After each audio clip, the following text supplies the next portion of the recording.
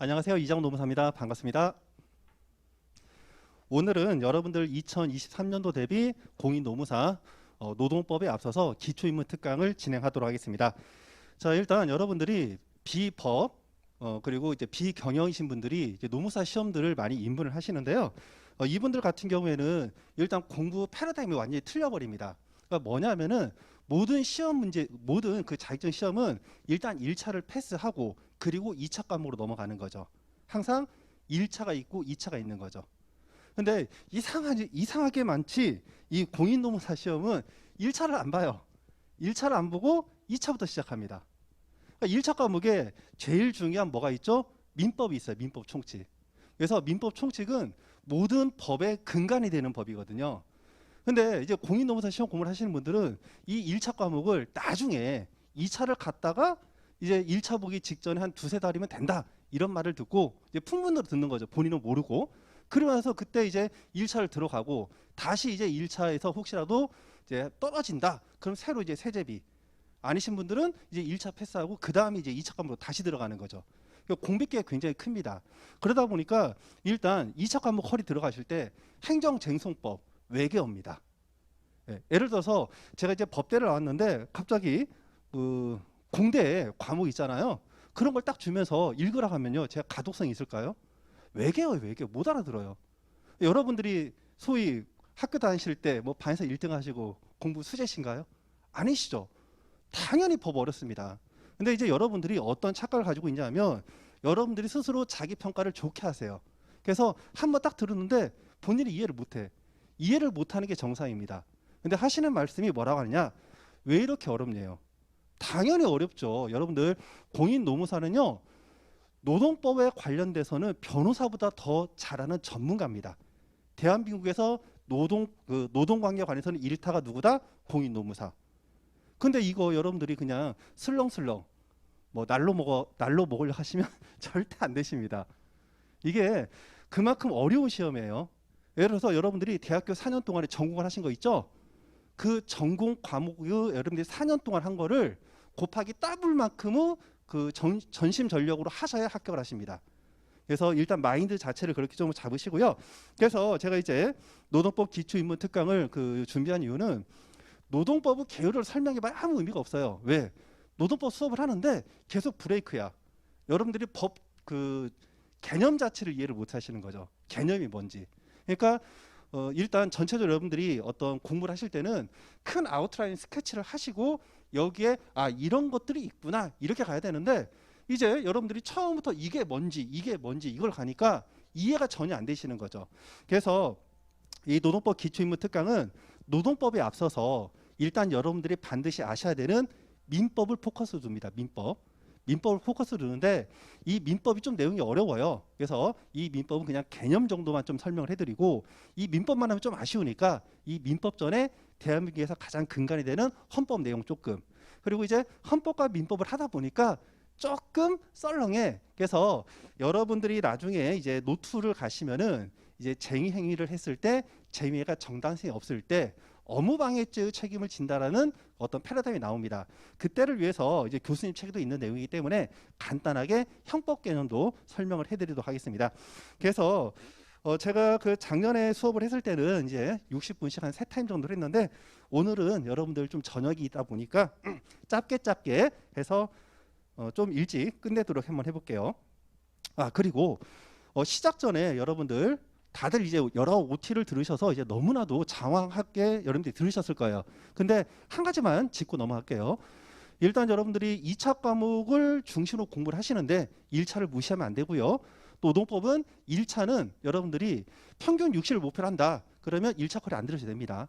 다른 과목에서 60점이 나오신다면 2차 커리로 커버가 되세요.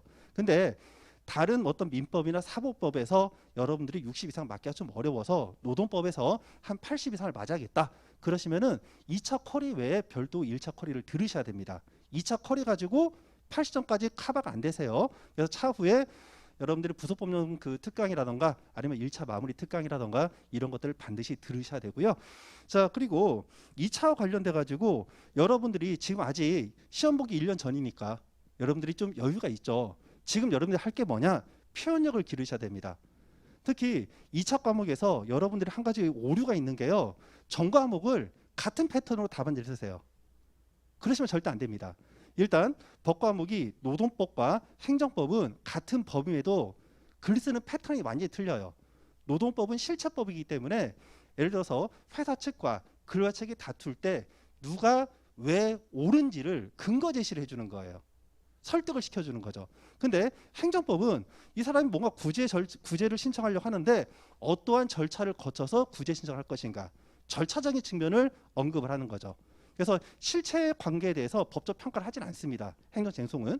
그리고 이제 경영학 과목으로 인사나 경조 같은 경우는요. 인사 같은 경우에는 이제 그 기업의 어떤 그 효율성을 높이기 위해서, 업무 효율성을 높이기 위해서 어떠한 패턴으로 갈 것인가 해결책을 제시해줘야 돼요. 경영조직은 해결책도, 경영조직도 무슨 개선 방안 이런 거 중요하지만 경영조직은 인사관리보다는 패턴이 조금 이제 고전적인 거죠. 약간 형식적인 답안지. 제가 이제 법대 출신이다 보니까 경영학에 대해서는, 이 상대 계열에 대해서는 제가 정확하게 평가는 좀 못합니다. 그 부분 넘어가 주시고요. 자, 그래서 일단 노동법에서는 여러분들이 논리력을 갖춰야 되고요. 뭐 특강 같은 데 보면 리걸 마인드 하죠. 리걸 마인드가 쉽게 말하면 논리력입니다. 그래서 가장 간단한 논리력 테스트 제가 한번 해볼게요. 자, 여러분들 소크라테스가 죽나요? 소크라테스가 죽어요? 네. 여러분들은 지금 어떤 여러분들이 그동안에 알고 있던 그냥 어떤 지식의 오류에 빠져 있는 거죠. 소크라테스가 사람인가요? 알 수 없잖아요. 그렇죠? 소크라테스가 예를 들어서 저기 있는 그림을 가지고 제가 소크라테스 할 수도 있는 거고요. 그래서 여러분들이 이제 지금까지 사시면서 많은 어떤 그 정보들이 있을 텐데 논리학 가장 기본법이 이제 3단 노법이죠. 그래서 맨 처음에 뭐가 있죠? 소크라테스는 사람이다. 그리고 모든 사람은 죽는다. 그래서 소크라테스는 죽는다죠. 그러면 이런 거죠. 질문 자체가 소크라테스는 죽나요? 물어봤어요. 여러분들 답을 어떻게 쓰죠? 소크라테스는 죽는다. 그러면 제가 질문합니다. 그럼 소크라테스가 도대체 왜 죽어요? 이렇게 물어봤을 때 여러분들은 그 왜라는 답에 뭐라고 할까요? 그게 즉흥적으로 나와야 되죠. 이건 간단하니까. 이게 논리력입니다. 왜 죽죠? 소크라테스는 사람이니까. 그러면 실제 노동법에서 사안의 검토라는 얘기를 많이 들어봤을 텐데 사안의 검토는 뭐냐 하면 사실관계에서 여러 가지 특징을 줄 거예요. 그 특징을 제시하면서 이게 이런 특징 등을 비춰봤을 때 여기서 지칭하는 거는 뭐다? 사람이다. 그리고 이러한 모든 사람은 죽으니까 소크라테스 죽는다. 이런 흐름을 잡는 게 이제 리걸 마인드입니다.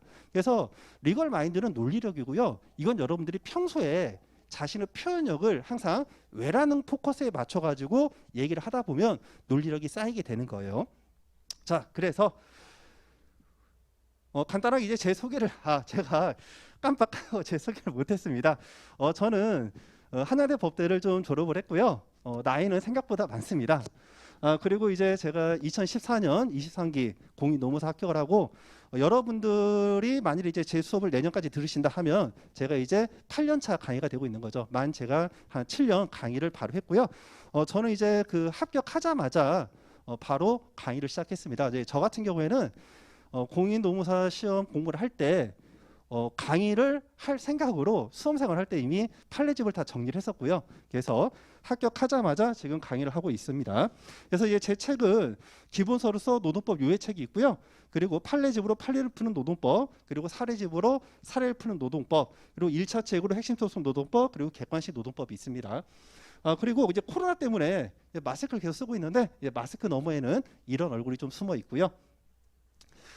자, 오늘 수업은 가장 기본이 되는 게 여기 세 번째 민법과 노동법, 이 민법이 제일 중요합니다. 그리고 이 민법을 하기 위해서 가장 일반적인 법체계, 법률관계 개념을 먼저 간단히 보시고요. 그리고 대한민국에서 가장 근거해야 되는 헌법 내용, 그리고 민법, 그리고 형법, 이런 순으로 나가겠습니다. 자, 그리고 이제 본 수업으로 들어갈게요. 간단하게 이렇게 되어 있는데, 자, 여러분들 법을 한자로 쓰면 어떻게 되죠? 한자? 여러분들 표정이 너무 긴장하고 있는데요. 긴장하지 마세요. 오늘 수업은 여러분들이 시험 문제 나오는 거 하는 게 아니에요. 그냥 편안하게 그냥 여러분들이 그냥 스토리텔링 형식으로 들으시면 됩니다. 법 이렇게 쓰잖아요. 자, 이 법을 우리가 풀면 어떻게 되죠? 이 법은 물수자에다가 그리고 이게 뭐예요? 갈 것자죠. 물이 흐른다. 물이 어디서 어디로 흐르죠? 위에서 아래로. 즉, 이 법은 여러분들이 상식이라고 생각하시면 됩니다. 상식. 상식. 그러니까 우리가 리걸 마인드는 여러분들이 이성적으로 생각했을 때 논리력이 있으면 꼬리에 꼬리를 물고 흐름이 나오는 거죠. 근데 여러분들이 아직까지 비법으로 한 번도 복공을 안 했기 때문에 논리력이 제로라는 전제에서 앞으로 공부하시면서 단순 암기를 가급적 지향하시고요. 여러분이 체계적인 흐름을 잡으시면 목차 같은 것도 암기할 필요가 없어요. 그냥 이러한 결론이 나오기 위해서는 이러이러한 로직으로 갈 수밖에 없어요. 왜? 법은 논리고 퍼즐입니다. 이게 이쪽으로 갔다가 갑자기 이쪽 갔다가 이쪽으로 가지 않고요. 법은 항상 이렇게 흘러요. 이해가 되셨죠? 자, 그래서 일반적인 내용으로 우리가 물은 위에서 아래로 흐른다. 이걸 우리가 뭐라고 하죠? 자연법이라 하죠. 우리가 자연에서 나오는 법칙. 변하지가 않잖아요. 근데 이런 자연법 말고 우리가 사회생활을 하면서 반드시 지켜야 될 룰들을 정할 수가 있죠. 이걸 뭐라고 하죠? 실정법이라 합니다. 근데 이런 실정법이 문서로 만들어졌다. 그러면 여러분들 다 아시는 성문법. 문서가 아니라 우리가 문서 아닌 어떤 구두나 이런 거로 만들어졌다. 그럼 이거를 우리가 뭐라고 하죠? 불문법. 그래서 가장 대표로 이제 관습법 이런 게 있고 가장 대표적으로 대륙법계는 이제 성문법 계열이고 영미법계는 이제 불문법 계열이 되겠죠. 자, 그래서 이런 법에 의해서 이런 그 사인 또는 국가와 사인 간의 관계를 규율하는 관계가 이제 법률 관계라는 거죠. 법에 의해서 규율되는 관계. 자, 그래서 이제 간단하게 이 법 체계를 먼저 보시면요. 가장 기본적으로 우리가 헌법이 있습니다. 헌법.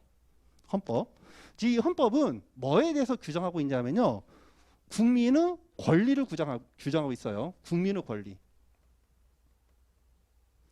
국민의 권리하고 통치 구조를 구성하고 있어요. 근데 여러분들이 통치 구조는 굳이 알 필요가 없죠. 뭐 행정부, 법원, 뭐 국회 이런 거 알 필요가 전혀 없습니다. 그러면 여러분들이 아실 거는 국민의 권리를 규정하고 있죠. 근데 이 헌법에서 국민의 권리를 다 자세하게 규정하면 어디까지 갈까요? 제가 뭐 산출은 안 해봤지만 아마 달나라 몇 번 돌 겁니다. 그만큼 법적인 어떤 그 규정들이 많다라는 거죠. 자, 그러다 보니까 이 헌법에서는 추상적으로 우리가 국민은 어떠한 권리를 갖는다. 그렇게만 우리가 선언적으로 박아놓고 그리고 나서 이제 어떻게 이 헌법을 근간으로 해서 국회에서 뭐를 만들죠? 법률을 규정합니다. 이 각각의 법률들이 여러분들이 익히 알고 있는 뭐 민법, 형법, 뭐 행정법, 도로교통법 이런 것들이 나오는 거죠. 자, 그리고 나중에 이 법률이라고 하는 거는 국회에서 정하는 거고요. 헌법과 법률의 관계처럼 법률에서 모든 것을 다 정하기가 좀 어렵다라는 거죠. 그러니까 어떻게 중요한 것만 정하고 다시 한번 그 아래로 토스를 합니다. 그 토스하는 데가 어디다? 대통령이죠. 그래서 대통령이 정하는 거, 대통령령이라는데 이게 이제 우리가 알고 있는 시행령 규정입니다. 시행령 규정. 그리고 이제 시행령에서 조금 더 밑으로 내려간다. 그럼 각부 장관들이 정하는데 이를 시행 규칙이라 해요. 그래서 이런 것들은 나중에 2차에서 여러분들이 행정법 배울 때 언급이 되고 있습니다. 법률 체계. 다시 한번 헌법이 가장 근간이고 헌법을 전제로 법률이 나오고 이 법률 밑에 시행령이 나온다. 시행 규칙은 여러분들이 참고로 아시면 되겠습니다. 자, 그래서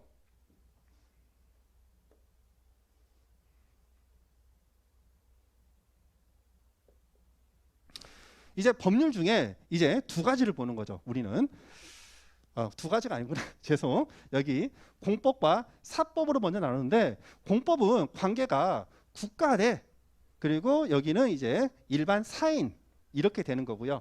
사법이라고 하는 거는 이 법률 관계의 당사자가 사인 대 사인이 되는 거죠. 이렇게. 자, 그래서 이 노동법과 관련돼서 여러분들이 아셔야 되는 공법은 두 가지예요. 형법과 행정법. 근데 행정법은 여러분들이 나중에 2차 커리에서 자세하게 배울 거고 이 행정법은 양이 어마무시하게 많습니다. 행정법은 여러분들이 좀 원래 법서가 굉장히 글씨도 작고 예, 글자도 되게 많아요. 근데 보통 행정법 책이 지금은 어떠는지 모르겠는데 예전에 제가 한창 공부할 때는 보통 1400페이지 내외 됩니다. 엄청 더 이만해. 이거 다 못하시고 여기에서 이제 여러분들이 보시는 게 뭐다? 행정소송법. 일단 행정심판법부터 행정심판법 그리고 행정소송법. 이게 이제 이 행정법의 아래에 있는 그 하위법이라고 생각하시면 됩니다. 자, 그리고 이제 형법은 여러분들 범죄 저질렀을 때 뉴스에 나오잖아요. 뭐 누구를 때렸다, 누구를 감금했다 이런 것들이 이제 형법 내용인데 노동법에서 이제 형법이 적용되는 가장 그 대표적인 예는 뭐다? 우리가 쟁행을 해요. 그럼 쟁행을 하면 회사의 사업이 안 돌아가죠. 회사 업무가 지금 마비가 됩니다. 근데 해당 그 조합원들이 노조 조합원들이 법에서 허용되는 범위 내에서 쟁행을 하면 이거는 보호가 됩니다. 근데 그렇지 않으면 이제 뭐로 처벌된다? 업무방해죄 등으로 처벌되는 거죠. 그래서 2차에서 아직 이 업무방해죄와 관련돼서는 미기출이고 굉장히 중요한 내용입니다. 그러다 보니까 이런 형법의 기본 틀의 어떤 기본적인 내용을 여러분들이 알고 계셔야 된다는 거죠. 자, 그리고 나서 이제 사법에서 가장 대표로 민법인데요. 자, 아직 여러분들이 1차에서 민법을 안 하셨다. 뭐 여러분들이 평일반이든 주말반이든 여러분들이 시간을 따로 내서요. 반드시 우리가 민법 총칙만큼은 3회독은 해주시기 바랍니다. 3회독. 그러니까 여러분들이 1차 과목에서 나는 민법을 꽈락작전으로 가겠다. 그래서 민법을 나는 다 알 필요가 없다. 이러신 분들이라 하더라도요. 우리가 노동법 그리고 행정법 이런 것들을 위해서 반드시 민법 총칙만큼은 3회독은 해주셔야 돼요. 그 대한민국 가장 근간이 되고 있는 민법 총칙 내용을 모르고 노동법 전문가가 될 수가 없어요. 그래서 이거는 짜투리 시간을 무조건 내셔서 동강이라던가 이런 거로 반드시 들으시기 바라고요. 자, 그다음에 이제 사법법이 있는데 이 사회법이 있는데 이 사회법은 뭐냐? 원칙적으로 사인 대 사인입니다. 사인 대 사인인데 이제 힘이 센 사람이 있고 힘이 약한 사람이 있죠. 그래서 힘이 센 사람과 힘이 약한 사람의 관계에서 이런 힘이 약한 사람을 보호하기 위해서 공권력이 여기서 개입되는 거죠. 공권력. 국가 공권력이 개입돼서 야, 이거는 너가 좀 심하니까 이렇게 하지 마. 가장 대표적으로 뭐가 있을까요? 임금 체계가 있겠죠. 우리가 수요와 공급으로 가면 이런 거죠. 야, 이거 일할 사람 다 왔죠. 자, 그럼 이거 얼마에 할 사람? 이런 경매를 들어가 버리는 거죠. 그럼 우리가 어떻게? 아쉬운 사람이 있을 거죠. 지금 당장에 내가 배가 고파. 그러면 어떠한 일을 하는데 야, 나는 이거 한 3,000원만 받아도 내가 이거 1시간 할 수 있어. 이런 사람이 나올 수가 있다는 거죠. 그러면 어떻게? 수요와 공급 원칙에 따라서 3,000원을 하세요.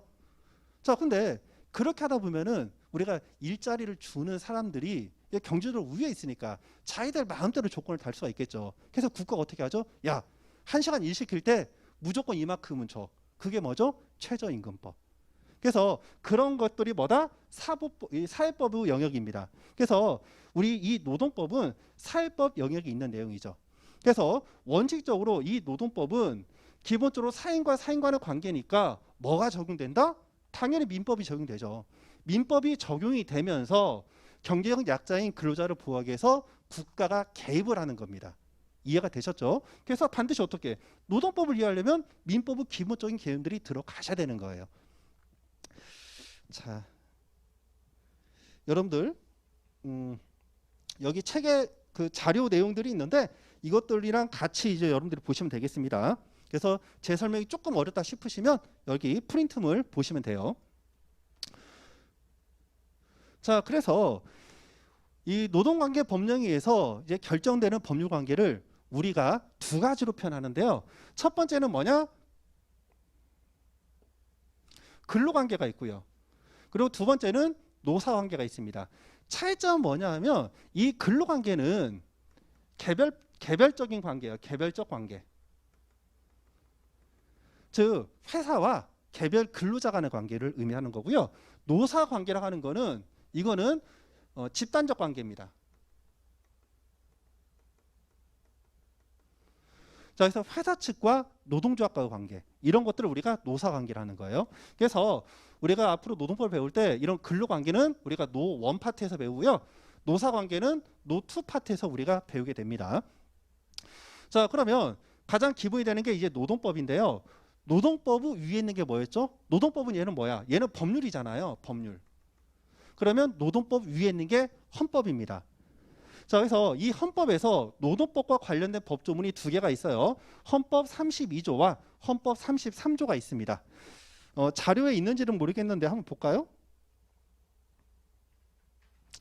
제가 자료 안에는 별도 내용이 없으니까 제가 이렇게 말씀드릴게요. 헌법 32조는 그냥 흘려 들으시면 됩니다. 본 수업 때도 다 해요. 헌법 32조는 모든 국민은 근로 권리를 갖는다라고 합니다. 자, 여러분들 일하고 싶나요?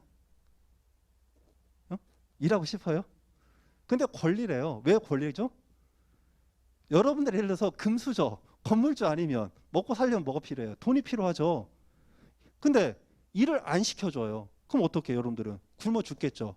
그럼 어떻게 내가 살기 위해서 일을 할 권리가 있다라는 겁니다. 그게 근로 권리예요. 그래서 모든 국민은 근로 권리를 가져요.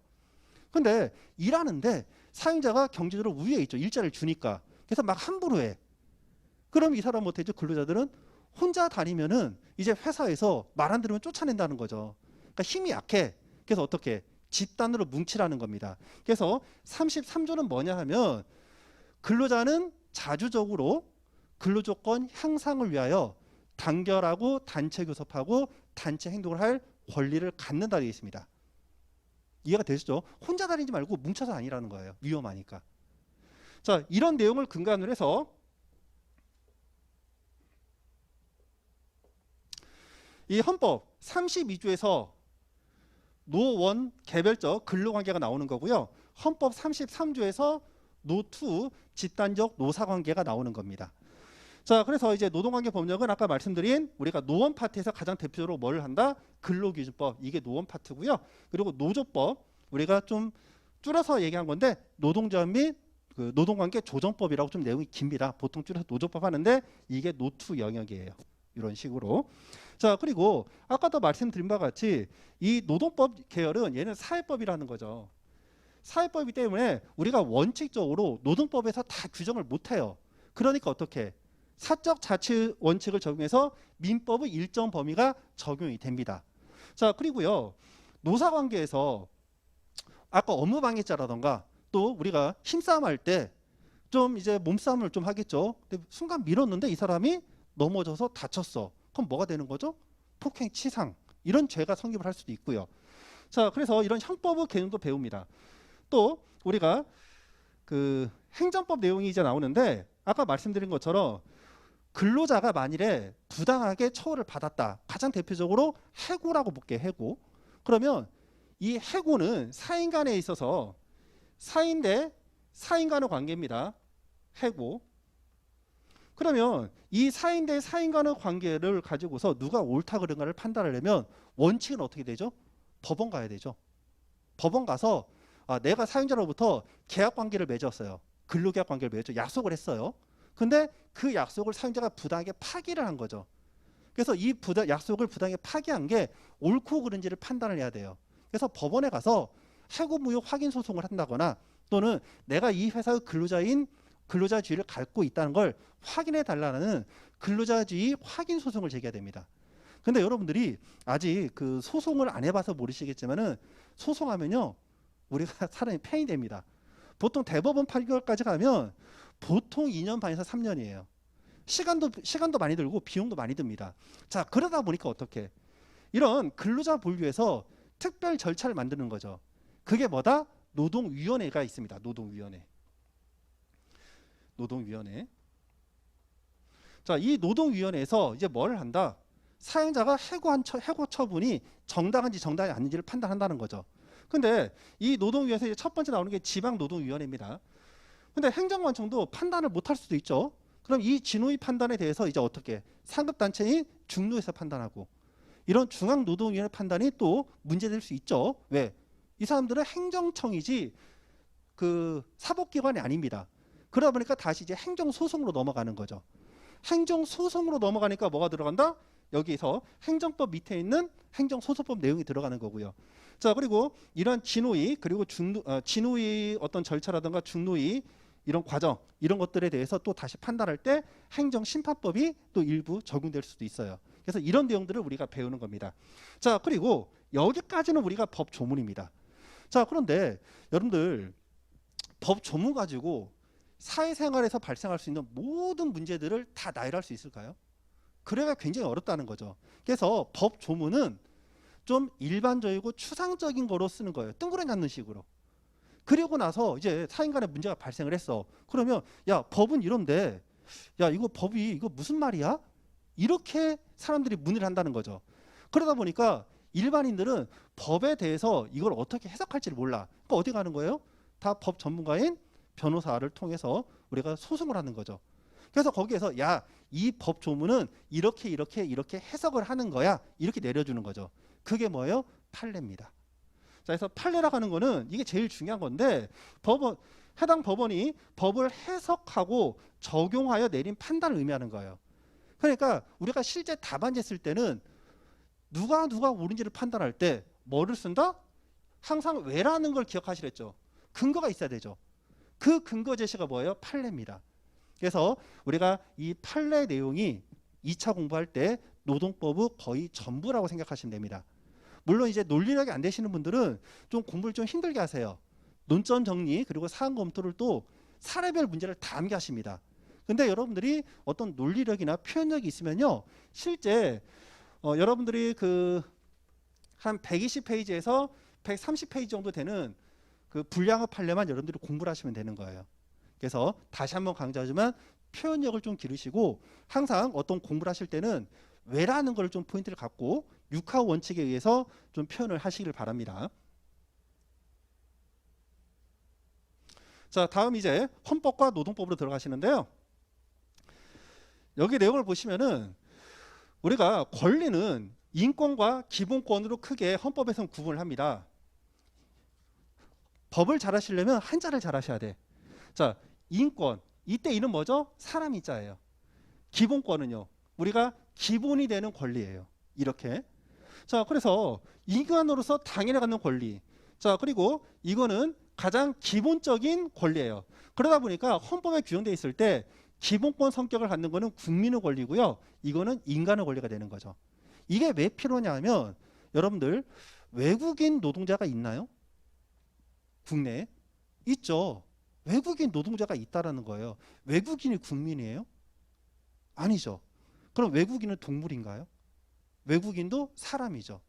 그러다 보니까 외국인 권리를 보호하기 위해서 인권, 만일에 해당 외국인도 인간이니까 인권의 성격을 갖는 그 헌법상 권리가 있다라면 이거는 당연히 외국인도 적용이 되는 거죠. 그래서 여기서 중요한 거는 외국인의 권리 인정 여부예요. 여부. 자, 제가 아까 이렇게 말씀드렸죠. 헌법 32조 내용을 보시면은 모든 국민은 근로 권리를 갖는다. 근로 권리를 갖는다 이렇게 했죠. 모든 국민. 여기서 포인트는 뭐예요? 모든 국민입니다. 그럼 외국인은 즉 우리가 근로 권리가 만일에 없다라고 하면요, 우리가 임금 체불, 우리가 일을 했는데 돈을 못 받아. 그거 보호할 필요가 있어요? 보호할 필요가 없어요. 이해가 됐죠? 우리가 보호할 필요가 있는 거는 근로 권리를 갖고 있고, 근로 권리는 내가 일을 했어. 그러면 그 일에 대한 정당한 대가를 받을 수 있는 권리까지 포함이 되는 거고, 헌법에 그런 권리가 있기 때문에 실정법에서 우리가 임금 체불의 문제가 발생을 하는 겁니다. 자, 그러다 보니까 외국인이 일을 하다가 불법 체류 외국인이라고 쳐봐요. 그럼 이 사람은 대한민국에 체류할 권리가 없죠. 보호를 못 받아요. 근데 이 사람이 불법적으로 체류해서 예를 들어서 한 달, 두 달, 석 달을 일을 했어요. 그 사람에게 그 임금을 안 주는 게 맞나요? 그래도 불법적으로 일을 하긴 했지만 돈을 주는 게 맞나요? 이런 가치관적인 문제가 부딪힌다는 거죠. 그러다 보니까 이제 어떻게 보세요. 모든 국민은 근로 권리를 갖는데 그럼 외국인이 불법 체류 외국인이 일했을 때 돈을 줘야 돼 말아야 돼. 이런 문제에 부딪힌다는 거죠. 자, 그러다 보니까 이렇게 해요. 예를 들어서 근로 권리의 내용을 우리가 풉니다. 그래서 근로 권리를 우리가 일할 자리에 관한 권리, 그리고 일할 환경에 관한 권리로 둘로 나눠버려요. 그래서 일할 환경에 관한 권리, 이거는 우리가 조금 이따가 성격을 얘기하겠지만 사회권적 성격을 띤 자유권이라고 봅니다. 자유권. 자, 사회권은 뭐예요? 대한민국에 머무르고 있기 때문에 주는 권리. 자유권은요. 이거는 자유는 인간의 권리잖아요. 그러니까 외국인도 자유권적 성격을 띠는 일할 환경이라는 권리를 가지고 있는 거예요. 기본권으로서. 그러다 보니까 어떻게 우리가 일을 했을 때 불법적으로 일을 했다 하더라도 임금 체불은 이미 발생한 법률 관계니까 이거는 보호를 해주자. 이런 논리 체계가 나오는 겁니다. 그래서 우리가 단순하게 법은 어떠한 거에 대해서 여러분들 법을요. 진짜 판례를 이해를 못하고 단순한 길 하신다. 여러분들 정말 이제 뒷목 잡고 쓰러지십니다. 그래서 이런 식으로 법은 여러분들이 이해를 먼저 하시고 판례 암기를 하시면 되는 거예요. 자, 그래서 이제 아까 인권이다 이거를 찾는 거는 외국인의 어떤 권리를 인정할 필요가 있을 때를 찾기 위해서 인권이라는 개념이 나오는 거고요. 이제 이 기본권에 대해서 여러 가지 권리가 나옵니다. 근데 헌법을 보시면은 기본권은 우리가 두 가지 중첩적인 성격을 간다고 해요. 이중적 성격. 근데 이 이중적 성격이 굉장히 중요합니다. 근데 우리가 뭐 노동법 강사님이라던가 행정법 강사님들이 이 헌법 얘기를 안 해요. 자, 우리가 이중적 성격은 뭐냐 하면 우리가 기본적으로 기본권은 어디에 있죠? 헌법에 있습니다. 헌법. 자, 헌법은 우리가 원칙적으로 국가 대 사인 간의 관계예요. 자, 그런데 국가 대 사인 간의 관계가 경우에 따라서는 이 국가가 어떤 가해자가 아니라 사인이 가해자가 될 수도 있어요. 왜? 이 사인이 갖는 권리는 이제 헌법상의 권리인데 이 권리를 침해하는 주체가 국가가 보통입니다. 국가가. 근데 경우에 따라서는 이런 사인이 이 사인의 권리를 침해하는 경우도 생긴다라는 거죠. 자, 예를 들어 가지고 만일에 불법적으로 체포를 했습니다. 불법 체포. 우리가 보통 체포는 누가 하죠? 경찰관이 체포하잖아요. 경찰관이 불법적으로 체포를 해. 그러면 누가 가해자가 되는 거죠? 국가가. 근데 경우에 따라서 개인이 불법적으로 체포나 간급을 하는 경우도 있죠. 가해 행위를 개인이 하는 경우도 있습니다. 이해가 되셨죠?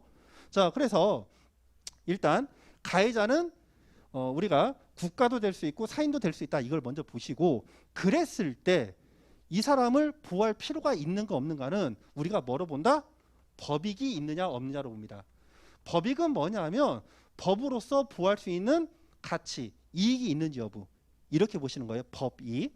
자, 그러면 이제 첫 번째 이 보호법익이 일단 주관적인 공권. 우리가 공권이다 사건이다 할 때는 이 공권은 대상자가 누구다? 나랑 국가. 그게 공권이에요. 내가 국가에 대해서 주장할 수 있는 권리. 이게 공권입니다. 그래서 내가 개별적으로 지금 뭔가 법익 침해를 당해서 권리구제를 신청할 수 있다. 이게 무슨 의미다? 주관적으로 공권을 행사할 수 있다는 거죠. 그 어디에? 국가에 대해서 합니다. 국가에 대해서. 이해가 되셨죠? 자, 그런데 이제 문제는 뭐냐면 모 경찰관이 있습니다. 모 경찰관이 있는데 이분이 습관적으로 어떤 사람들을 그냥 불법적으로 다 이제 체포를 하는 거예요. 불법적으로. 자, 그러면 특정인만 내가 불법적으로 체포를 당했다면 주관적으로 내가 권리 침해를 당했다 여부를 다툴 수가 있는데 불정 다수인을 뭐 상시 사철 뭐 한 1년 2년 계속 불법적으로 체포를 합니다. 그럼 피해자가 너무 많죠. 차후에 어떤 피해자가 또 나올 수 있겠죠. 그러다 보니까 어떻게? 야, 이러한 것들은 불법적인 체포니까 절대 하지 마. 이렇게 법 질서를 확립시켜서 만들어 버린다는 거죠. 자, 그걸 우리가 뭐라고 하냐? 객관적인 법 질서 회복이라고 합니다. 객관적 법 질서 회복. 자, 그래서 이런 객관적 법 질서 회복은 국가뿐만 아니라 개인에 대해서도 직접적인 효력이 미치게 되는 거예요. 자, 그래서 이런 내용들은 이제 어디서 나오느냐? 여러분들 가장 대표적으로 행정법 내용인데 행정처분으로서 영업정지 처분을 내립니다. 영업정지 처분을 내려요. 그러면 영업정지 3개월 처분을 받았습니다. 3개월 처분. 여러분들이 사업을 해요. 영업을 하지 말래 3개월 동안. 근데 이거를 내가 불법이라고 해서 다투고 싶어. 그러면 영업정지가 되고 있는 시점에 다퉈야 의미가 있는 거죠. 이미 여러분들이 영업정지를 3개월 당해버렸어. 이미 영업정지 3개월 동안 영업을 못해요. 그리고 이제 그 기간이 지나서 4개월, 5개월 이후에 내 영업정지 풀어줘. 말이 돼요? 안 되는 거예요. 그래서 기본적으로 우리가 뭔가 다툼을 할 때는 보호할 가치가 있는 법이 있어야 됩니다. 보호할 가치. 그래서 이 경우에는 처분이 존재해야 돼요. 불법적인 처분이. 불법적인 처분이 만일에 없다. 다툴 실익이 없어요. 즉 주관적인 권리가 공권이 없다라는 거죠. 보호 가치가 없어. 근데 아까 말한 것처럼 행정청이 영업정지 처분을 하는데 이제 그 불법적인 영업정지 처분을 너무 빈번하게 한다는 거죠.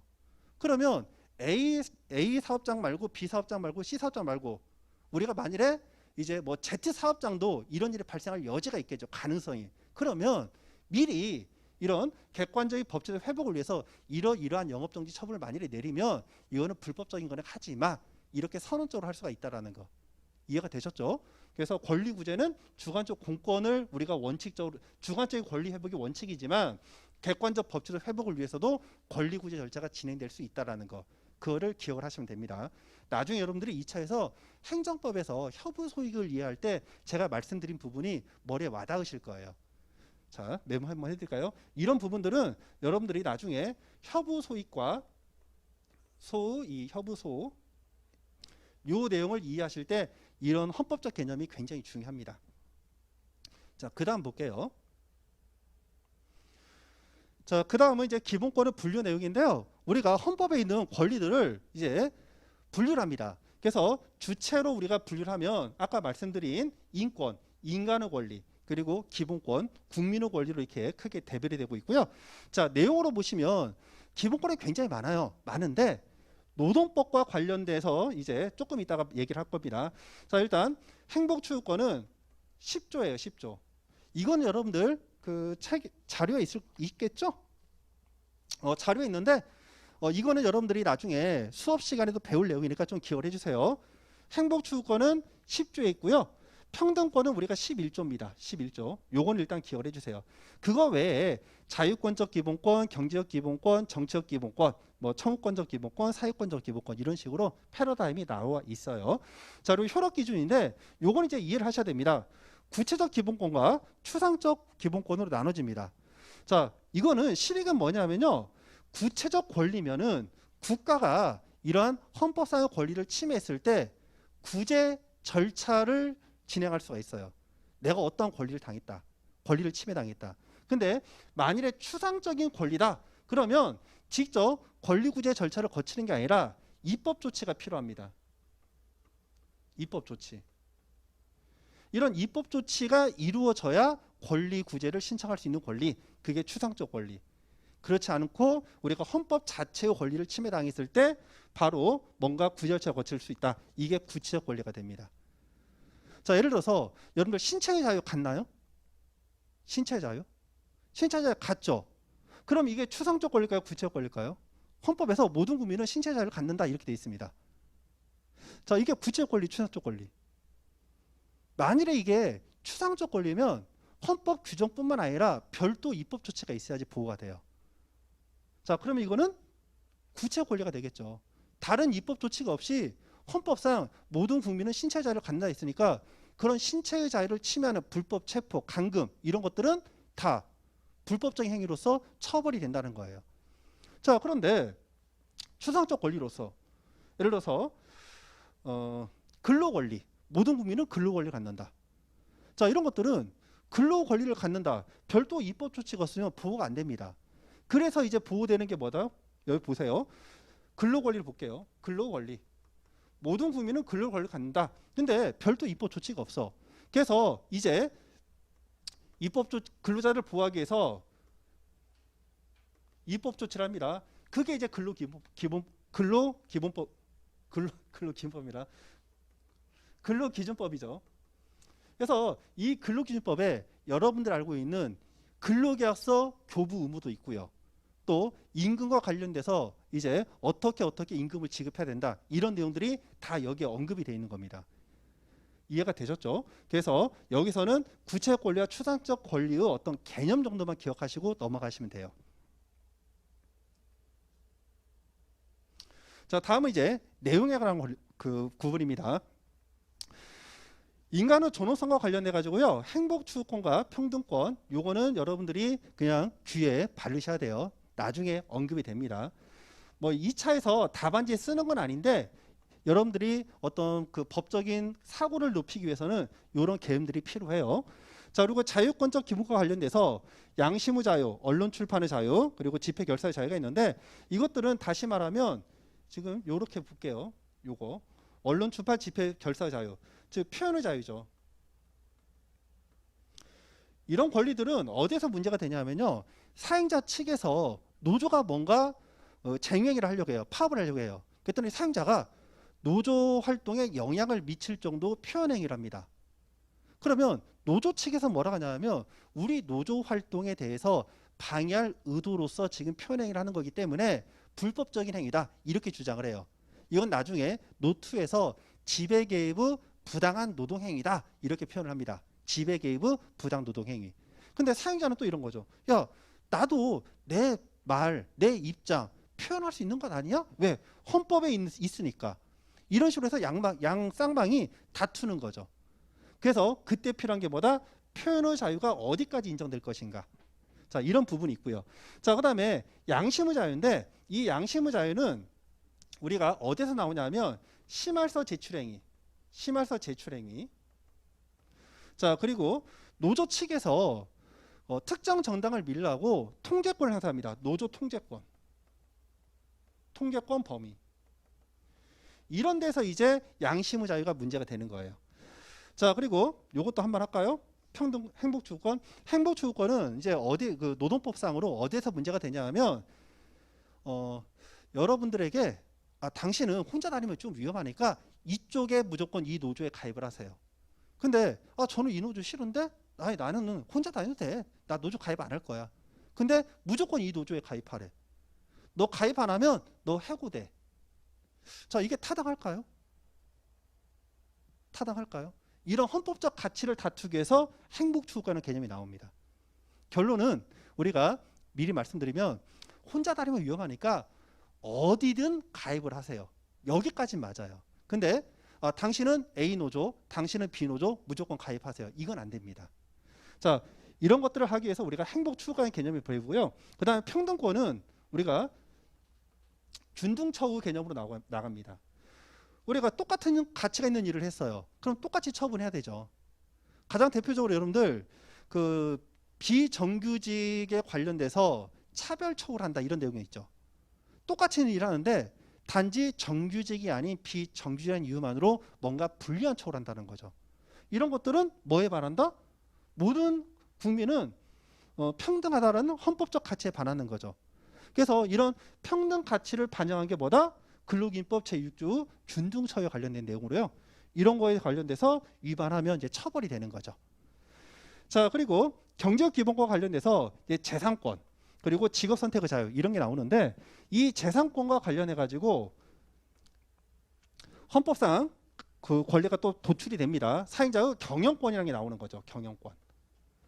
그래서 노조 측이 이제 교섭을 요구를 하는 거예요. 교섭을 요구하는데 사용자 측의 어떤 경영 마인드에 해당되는 것들, 경영 사항이라든가 경영 정책에 관한 사항을 교섭을 요구합니다. 그랬을 때 사용자가 노조 아까 그랬죠. 33조에서 근로자는 근로조건 향상을 위하여 자주적으로 단결하고 단체 교섭할 권리를 간다. 헌법상 권리라는 거죠. 그러니까 노조 측에서 야 우리는 교섭할 권리가 있어. 헌법상 권리가 있으니까 너 빨리 교섭 그 장소에 나와. 이렇게 요구를 할 때 사용자가 무조건 나가야 되는지 아니면 야 너가 권리가 있다 하더라도 이거는 너의 권리에 포함되지 않는 사항이야. 거부할 수가 있는지 판단이 필요한 거죠. 그때 나오는 게 뭐다? 재산권에서 도출되고 있는 사용자의 경영권 개념이 나오는 겁니다. 자, 그리고 직업 선택의 자유는 이거는 우리가 노동법에서 어디에서 문제가 나오냐면 직업 선택의 자유는 경업금지 의무에서 나와요. 경업금지 의무. 자, 뭐냐면 사용자 측에서 이제 인재에게 투자를 합니다. 어쨌든 고부가가치가 있는 업무를 할 사람이 필요하니까. 그래서 해외에다가 사용자가 돈을 이제 비용을 다 부담을 해가지고 인력을 이제 해외 연수를 보내줬어요. 그래서 고급 인력을 다 배워서 왔습니다. 왔더니 이 사람이 그냥 자기가 이제 능력이 뛰어나졌으니까 경쟁업체에 목돈 받고 이직을 해버립니다. 그럼 사용자가 굉장히 불합리하잖아요. 내가 지금 돈을 투자해서 이 사람의 어떤 역량을 끌어올렸는데 그냥 먹튀한 거잖아. 그냥 어떻게? 야, 내가 너한테 비용 투자할 텐데 너 거기 가서 일하고 배우고 와서 우리 회사에서 일정 기간 동안 일을 해. 만약에 일하지 않고 만약에 먹튀하고 딴 데 가면 너가 일정 범위에서 돈을 돌려줘. 이런 약정을 체결할 수가 있다라는 거죠. 또는 야, 너 우리 회사랑 경쟁 업체에 가서 일하지 말고 또 사업장 예를 들어서 관악구입니다. 우리 관악구 신림동 범위 내에서 동종 업종 하지 마. 이런 식으로 제한을 할 수도 있다는 거죠. 그랬을 때 그러한 약정이 정당할 것인가? 아니면 근로자가 야, 내가 헌법상 직업 선택의 자유를 가지니까 내가 어디서 일하든지 이거 무슨 상관인데 이렇게 말할 수가 있는 것인지 다툼이 나올 수가 있겠죠. 그때 나오는 게 뭐다? 이런 직업 선택의 자유 개념이 나오는 겁니다. 자, 그리고 사회권적 기본권으로서 우리가 이제 메인으로 가는 근로권리와 노동상권이 나오는데 근로권리에서 이제 나오는 가장 기본적인 게 근로기준법 일반론, 근로기준법. 그리고 노동상권에서 나오는 게 우리가 노조법 내용이 되는 거죠. 이해가 되셨죠? 그래서 이것들을 우리가 2차 답안지에 쓰는 건 아니에요. 답안지에 쓰는 건 아닌데 우리가 원리를 알기 위해서 이런 개념들을 좀 여러분들이 알고 있으면 좋다. 넘어가고요. 자, 그 다음은 이제 기본권은 효력입니다. 자, 기본권은 효력인데 이것들은 그냥 한 귀로 듣고 한 귀로 흘러시면 됩니다. 헌법상 개념으로 직접 적용된다라는 것과 우리가 사법인 어떤 민법의 개념을 도용해서 간접적으로 적용된다. 이런 개념이 있습니다. 가장 대표적으로 뭐가 있냐면 민법 제 103조가 있어요. 103조가 뭐냐 하면 사회질서의 이거를 사회 질서에 반하는 법률 행위는 무효로 한다. 이런 법조문이 있습니다. 사회 질서에 반하는 법률 행위는 무효로 한다. 자, 그러니까 헌법에서 어떤 권리들이 있는데 이 권리가 사인간에 있어서 바로 적용이 된다. 이런 규정도 있고 또 어떤 거는 사인간 우리가 헌법 개념은 기본적으로 국가와 사인 간의 관계라고 있었잖아요. 그래서 사인 간에 직접 적용이 안 되고 이런 민법 103조 등의 어떤 매개 규정을 통해서 간접적으로 적용된다. 예, 이런 개념들이 있어요. 뭐 2차에서 이런 것들은 모르셔도 되고 그냥 한 귀로 듣고 흘리셔도 무방합니다. 자, 그다음 보시면은 기본권은 충돌인데요. 제가 아까 기본권은 어떤 분류에서 말씀드렸던 내용과 이제 중복이 되는 거죠. 자, 기본권은 충돌이라고 하는 건 뭐냐 하면 기본권을 갖고 있는 주체와 주체 간의 어떤 법률 관계가 서로 다툼이 생기는 거. 그게 충돌이죠. 자, 그래서 예를 들어 보면요. 여기서 아까 말씀드린 경업금지 의무가 나오는 거죠. 경업금지 의무. 자, 경업금지 의무에서는 근로자는 야, 내가 어느 회사 다니고 너가 무슨 상관인데 이렇게 얘기를 하는 거죠. 그래서 삼성전자에 일하시는 분이 LG전자로 간다는 거죠. 근데 삼성전자 기술 개발 그런 업무를 하시는 분이 고급 기술을 습득한 다음에 헤드헌터를 통해 가지고 뭔가 몰려 가지고 경쟁사로 간다. 자, 그러면 삼성전자의 어떤 영업 비밀 등이 노출될 염려가 있잖아요. 자, 그러다 보니까 회사 측, 사용자 측의 어떤 재산권 보호 이거를 강조할 것인지 아니면 개별 근로자의 직업 선택의 자유를 우선할 것인지 그래서 어떠한 권리를 먼저 우선할 거에 따라 가지고 이제 해당 당사자가 이직하는 것을 제한할 수도 있고요. 이직이 가능할 수도 있고요. 그런 흐름으로 가는 겁니다. 자, 그 다음에 근로자의 표현의 자유 그리고 사용자의 인격권 명예권인데 이런 거죠. 여러분들 TV 보시면 그 노조에서 재미를 할 때 회사 막 비판하잖아요. 비판을 하다가 조금 선을 넘어버리면 어떻게 비방하고 욕하는 거죠. 그러면 만일에 비방하고 욕한다. 그러면 이 사용자는 우리가 보통 이제 회사인데 이 회사도 법에 의해서 사람처럼 취급을 해줍니다. 좀 이따 민법에서 배울 거예요. 회사도 사람에 준해서 대우를 해주는 제도가 있어요. 법에서는. 자, 그러다 보니까 이 사용자도 명예라는 게 있어요. 회사 명예. 집단도 명예가 있습니다. 그리고 만일에 개인 사업자다. 그러면 인격권을 침해당할 수도 있고요. 자, 그리고 해당 근로자는 야, 내가 내 의견 표명하는 건데 무슨 문제가 있어? 헌법상 권리인데. 해서 근로자는 표현의 자유를 주장할 수 있다는 거죠. 또 반대로 하면은 사행자가 노조 어떤 활동에 대해서 뭔가 자기 입장 표명을 합니다. 그럼 사행자는 자신의 헌법상 권리는 표현의 자유를 행사한 거고요. 근로자 입장에서는 사행자가 부당하게 노조 활동에 개입하거나 간섭하는 행위로서 불법 행위라고 할 수가 있습니다. 그래서 근로자의 노동 상권을 주장할 수도 있습니다. 자, 그리고 근로자 측이 쟁의를 했다. 그러면 그 근거는 헌법에서 인정되고 있는 단체 행동권을 행사한 거예요. 반면에 사행자 측은 이런 노조 측의 단체 행동에 의해서 사행자의 재산이 침해가 되는 거죠. 재산권이 침해되는 겁니다. 그래서 노동법에서 어떤 행위를 했을 때 누가 옳다 그르다 가장 근간이 되는 어떤 헌법상 가치들이 여기 있는 거예요.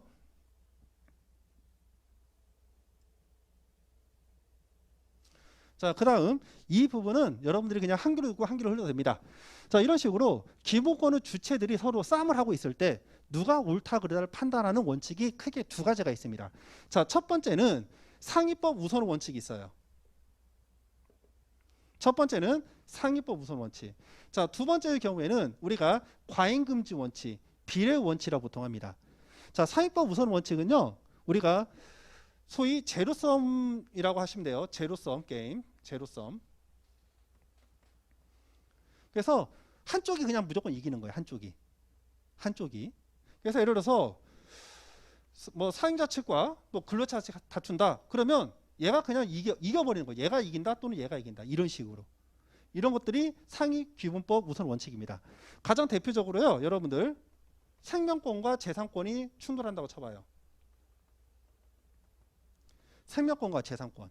뭐가 우선할까요? 여러분들. 예를 들어서 우리가 사람은 생명을 구하기 위해서 예를 들어서 회사가 불이 났습니다. 예를 들어서 회사가 불이 났어. 불이 났는데 거기 갇힌 사람이 있어요. 근데 그 사람을 구하기 위해서는 지금 불이 안 난 어떤 시설을 부수고 들어가야 돼요. 부수고. 그러면 여러분들이 보세요. 여러분들의 재산이 지금 이유 없이 부서졌어. 열 받아요, 안 받아요? 열 받죠. 재산권이 지금 침해가 되고 있는 거죠. 그렇지만 사람의 생명을 구하기 위한 가치가 더 크다라는 거죠. 그러다 보니까 여러분들의 재산을 좀 침해하는 행위가 있다 하더라도 형사상 책임을 묻질 않아요. 만일에 여러분들 어떤 재산의 어떤 시설이라던가 어떤 물건들 이런 걸 부쉈다. 그러면 형사상 손괴죄라는 그 죄목이 생겨요. 손괴죄. 근데 지금 이 경우에는 사람의 생명을 구하기 위한 긴급한 행위죠. 이걸 우리가 조금 이따가 나중에 설명하는데 긴급 피난 행위로 보기 때문에 이 경우에는 사람 생명이 무조건 우선입니다. 재산권 보호보다. 그리고 어떻게? 우리가 재산 피해에 대해서 형사책임을 묻지 않고 민사책임만 묻는 겁니다. 자, 이런 가치가 있고요. 자, 두 번째는 과잉금지 원칙입니다. 과잉금지 원칙은 뭐냐면 이쪽에서 다툼을 하고 있는 사인과 사인이 있는데 얘네들의 어떤 관계를 조절하는 거예요. 이렇게 조절. 서로 쌍방간에 이해관계에 있어가지고 약간 양보를 한다는 거죠. 그래서 이 과잉금지 원칙, 비례 원칙은요. 여러분들이 암기를 좀 해야 됩니다. 자, 그래서 다음 페이지 보시면은 헌법 37조 잠깐만 너무 두 장이 넘어갔네. 헌법 37조 2항. 자, 이 부분은 여러분들이 좀 기억을 해주세요. 지금 본 수업 시간에 지금 다 암기를 하겠습니다. 일단 국민의 모든 자유와 권리는요. 자유와 권리는 기본적으로 제한이 가능합니다. 제한이 가능하다. 이렇게. 자, 여러분들 자유가 있잖아요. 자유. 모든 사람이 내가 하고 싶은 대로 그냥 막 해버립니다. 그럼 어떤 현상이 일어나죠? 무질서 현상이 일어나겠죠. 무질서. 내가 이거 하고 싶다는데 너가 무슨 상관인데? 이런 식으로 하면. 그래서 모든 자유와 권리는 어떻게 된다? 제한이 가능합니다. 일단 여기 보시면 제한. 근데 이 제한을 할 때도 룰이 있어야 되겠죠. 그래서 이 룰이 뭐냐? 제한을 할 때는 반드시 법률로서, 형식은 법률로 합니다. 자, 그리고요. 아무리 법률로서 한다 하더라도 아니 국회에서 예를 들어서 입법자들이 자기들 입맛에 맞게 막 법을 만들어 버립니다. 그럼 그 법이 타당할까요? 타당하지 않잖아요. 그래서 이런 자유와 권리를 제한할 때는 사유를 세 가지로 제한합니다. 자, 국가안전보장, 질서유지, 공공복리를 위해서 제한이 가능한 거죠. 그럼 노동법적으로 국가안전보장 문제가 될까요? 문제 안 됩니다. 얘는 없어도 돼. 그럼 뭐 질서유지도 사회질서인데 사업장 내가 사회질서라 포함될까요? 그렇진 않죠. 그럼 이제 뭐가 돼? 공공복리는 들어가겠죠. 나 외의 다수 이익을 위해서. 이해가 됐죠? 자, 그리고 이때 중요한 게 있어요. 제한을 하는 경우를 하더라도 해당 권리의 가장 본질적인 내용은 침해할 수가 없습니다. 침해할 수가 없다. 가장 중요한 내용은. 이해가 됐죠? 자, 그래서 이제 구분인데 이거는 여러분들 꼭 필요합니다. 얘는. 왜냐하면 법도 이게 힘센 애들이 있어요. 그래서 헌법이 제일 세고 그 다음이 법률인데 이 법률이 국회에서 만든 법률이 헌법의 가치를 침해해서 이게 잘못된 것인가를 판단하는 기준이에요. 이렇게 네 가지가 있습니다. 자, 첫 번째 목적상 한계인데 아까 말씀드린 사유죠. 그래서 국가안전보장 질서유지 공공복리인데 노동법상으로는 이 공공복리 공익이 제일 중요하고요. 형식은 법률입니다. 자, 그리고 방법상 한계인데 이게 이제 비례 원칙이에요. 얘를 우리가 비례 원칙이랍니다. 비례 원칙. 앞에서 배웠던 비례 원칙. 그래서 이 해당 법률은 입법 목적이 정당해야 돼요. 이러한 법을 왜 만들었는지 입법 목적 취지. 자, 두 번째는 이러한 법률에 의해서 국민의 권리, 국민의 권리나 자유를 제한하는 수단이 적합해야 됩니다. 이렇게 제한을 함으로써 입법 목적을 달성해야 돼요. 자, 그리고 세 번째는 피해의 최소성입니다. 피해를 당하는 해당 국민의 권리의 침해가 가장 적은 방법을 해야 되고요. 자, 그리고 이제 법의 균형성. 이건 뭐냐? 보호되고 있는 공익과 그리고 제한되는 어떤 사익간을 비교했을 때 뭐가 더 커야 된다? 보호되는 공익이 더 커야 된다. 자, 이런 네 가지 원칙이 우리가 굉장히 중요한 내용이고요. 자, 내용상 한계로서 본질적 내용은 침해하지 못한다. 그래서 이 부분만큼은 여러분들이 반드시 알고 계셔야 돼요. 왜? 노동법 판례를 배우실 때 헌법재판소 판례 배우거든요. 그때 필요한 내용들이니까 예 정도는 꼭 기억을 해주시기 바랍니다. 자, 다음 기본권 침해 구제 방안이 있는데요. 자, 이거는 여러분들 상식이니까 이것도 기억을 해주세요. 자, 첫 번째는 위헌법률 심판제도가 있어요. 위헌법률 심판제도. 자, 그리고 두 번째는 헌법소원제도가 있습니다. 여러분들이 아마 판례 공부를 하시면은 이 헌법소원제도를 많이 배울 거예요. 자, 일단 전제를 하시면 위헌법률 심판은 뭐냐? 사인 간에 있어서 지금 소송이 진행 중입니다. 소송. 근데 이런 거죠. 야, 나는 법대로 했어. 법이 이래. 이렇게 얘기합니다. 근데 그 입법이 상식을 벗어났어요. 상식을 벗어났습니다. 예를 들어서 여기서 갑대 의리합니다. 근데 이 갑은 뭐라 주냐? 야, 법이 그래. 난 법에 따라서 했어. 근데 이 을은 이제 뭐라고 하냐? 얘가 지금 법대로 했다잖아요. 원리대로. 할 말이 없는 거야. 그럼 이제 어떻게 하죠? 야, 너는 법대로 했다고 하는데 이 법이 얘가 지금 잘못된 거야. 이렇게 주장할 수가 있다는 거죠. 법 자체가 헌법의 가치를 침해하는 위법한 법이야. 이렇게 주장하면 갑이 한 행위가 법에 의한 건데 이 법 자체가 없어져 버리니까 의리 보호가 되겠죠. 그때 다투는 게 뭐다? 위헌법률 심판입니다. 그래서 어떠한 법률 규정이 헌법 규범에 위반한지를 심사하고 위헌으로 판단되는 경우에 그 효력을 상실하거나 적용을 거부하는 제도인데요. 이거는 전제가 뭐다? 재판을 전제로 합니다. 재판 전제. 자, 그리고 여러분들이 많이 하고 있는 이 헌법소원 제도는 뭐냐 하면 재판을 전제로 하지 않아요. 그냥 우리가 재판을 전제로 하지 않고 공권력이 헌법에 위반되는 이 공권력 행사 또는 불행사를 위해서 여러분들이 갖고 있는 헌법상 기본권이 직접 침해되거나 또는 현실적으로 침해받은 자가 헌법재판소에 당의 공권력 위헌 여부를 심사 청구하는 제도. 즉 우리가 지금 어떤 소송 절차를 거치지 않고요. 이제 행정청이라든가 국가에서 뭔가 처분을 했어. 근데 그 처분에 의해서 나의 권리가 침해가 됐어. 그러면 헌법소원을 바로 다툴 수가 있는 거. 이렇게 보시면 되겠습니다. 자, 여러분들이 좀 이해가 안 될 수 있으니까 예를 한번 들어볼까요? 색을 좀 바꿀게요. 특수경비업법이 있습니다. 특수경비업법. 자, 이 특수경비업법은 여러 규정 중에 하나에 뭐가 있느냐? 이 특수경비원들은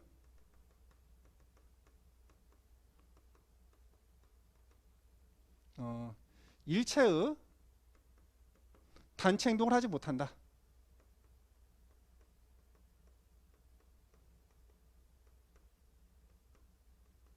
이런 규정이 있습니다. 자, 그러면 이런 특수 경비를 하시는 분들은, 이 특수 경비원들은 이제 어떻게 하느냐? 이 특수 경비원들은, 이분들은 노조는 가입할 수 있죠. 노조 결성은 가능합니다. 노조 결성. 노조 결성에서 뭐 임금 협상들을 하겠죠. 단체 교섭은 가능해요. 단체 교섭은 가능한데 요거는 가능해요. 근데 문제는 사인자가 교섭을 거부하거나 또는 단체가 이루어지지 않았을 때 실력 행사인 단체 행동. 단체 행동은 얘는 불가잖아요. 불가. 얘는 불가. 자, 그러면 지금 법에서, 특수경비업 법에서, 야, 너네들은 단체는 만들 수 있지만, 그리고 단체 힘으로 교섭을 할 수 있지만 너희들 단체 행동은 절대 안 돼. 쟁의 못해. 법에서 이렇게 막아놨다고요. 그럼 노조가 만일에 파업을 했어. 이 특수경비업을 하시는 분들이 파업을 했어. 그럼 이분들은 다 불법행위잖아요. 업무방해죄 다 성립하고요. 사용자한테 손해배상 다 해줘야 됩니다. 문제가 되죠. 자, 그러다 보니까 이분들이 이제 뭐라고 하느냐? 야, 모든 근로자는 노동상권을 간다겠죠. 단체 행동권을 갖는다. 모든 국민은, 아니 모든 근로자는. 근데 이 법이 여기 헌법에서는 모든 근로자는 노동상권을 갖는다. 노동상권을 갖는다. 이렇게 했는데 법에서 지금 단체 행동권 금지하고 있잖아요. 금지. 재판이 아니라. 그러니까 나중에 이 법에 의해서 어떤 불리한 처우를 받을 수가 있으니까 이 법 자체를 다투는 거. 그게 뭐다? 헌법소원입니다. 결론은 합헌 결정이에요. 결론은 단체 행동권을 일부 제한하고 있긴 하지만 이거는 합헌이다. 이런 판결이 나옵니다. 이런 것들은 이제 본 수업 시간에 간단하게 설명해 드릴 거고요. 자, 이렇게 해서 헌법과 그리고 노동법 관계는 끝났고요. 여러분들 10분 쉬시고 2교시 때 제일 중요한 민법과 노동법 관계 나가도록 할게요.